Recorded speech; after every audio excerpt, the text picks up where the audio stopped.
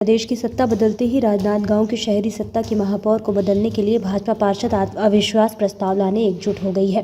भाजपा पार्षद दल ने अविश्वास प्रस्ताव को लेकर सितंबर माह में ही कलेक्टर को पत्र दिया था और अब प्रदेश में सत्ता परिवर्तन के साथ ही राजनांदगांव नगर निगम की महापौर को बदलने निर्दलियों को साधने की कवायद भी शुरू हो गई है।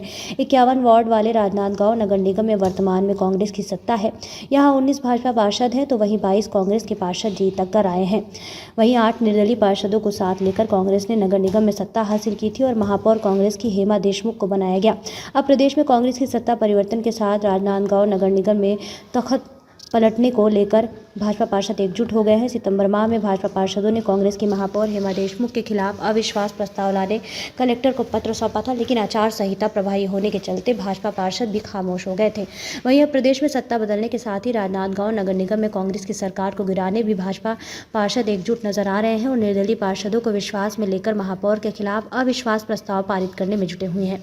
भाजपा पार्षद दल के नेता किशोर यदू का कहना है कि शहर विकास सहित भ्रष्टाचार और अन्य मुद्दों को लेकर महापौर हेमा देशमुख के खिलाफ अविश्वास प्रस्ताव लाने कलेक्टर को पत्र सौंपा गया है।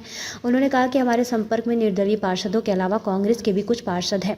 नगर निगम महापौर के खिलाफ भाजपा पार्षदों के द्वारा सितंबर महीने के लास्ट में अविश्वास प्रस्ताव कलेक्टर साहब को दिया हुआ है। देखना है कलेक्टर साहब उस पर कब निर्णय लेते हैं, उसके हिसाब से हमारी रणनीति आगे तैयार करेंगे हम लोग।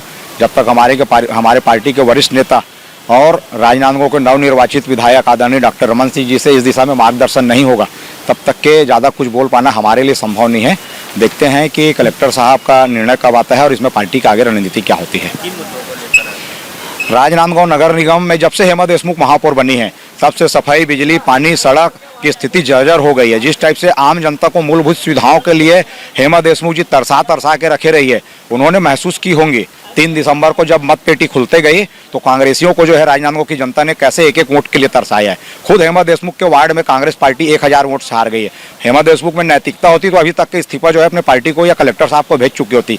लेकिन जो भ्रष्टाचार में लिप्त होता है वैसे व्यक्ति के पास ना तो नैतिकता नाम की कोई चीज होती है, सिर्फ पदलोलुपता होती है। पदलोलुपता के कारण महापौर में नैतिक जिम्मेदारी नहीं बन पा रही है, न जनता के लिए कुछ कर पाई, न कांग्रेस पार्टी के लिए कुछ कर पाई। हम लोग मात्र 19 पार्षद हैं, बाकी ऊपर वाले की मर्जी होगी, सब बन जाएगा। अविश्वास प्रस्ताव को लेकर कांग्रेस के वरिष्ठ पार्षद एवं शहर कांग्रेस अध्यक्ष कुलबीर सिंह छाबड़ा का कहना है कि नगर निगम में कांग्रेस अभी बहुमत में है। हम सब मिलकर शहर विकास की दिशा में काम कर रहे हैं।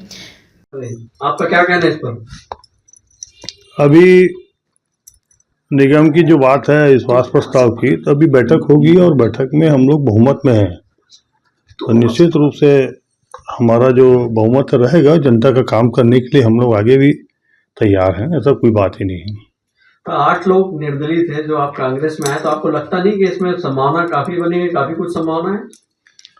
कांग्रेस ने नगर निगम में जो काम अभी किया है और आगे जो करना है, तो हम सबको साथ रह के ही आगे करना है, इसलिए कहीं से कोई ऐसी बातें नहीं है। राजनांदगांव विधानसभा की अगर बात करें तो आप नगर निगम में बहुमत के लिए 26 पार्षदों की आवश्यकता है। 19 पार्षद भारतीय जनता पार्टी के हैं तो वही 8 निर्दलियों को साथ कांग्रेस ने अपनी सरकार बनाई थी। ऐसे में अब 8 निर्दलीय पार्षदों को साथ लेकर भारतीय जनता पार्टी अविश्वास प्रस्ताव पारित कर सकती है।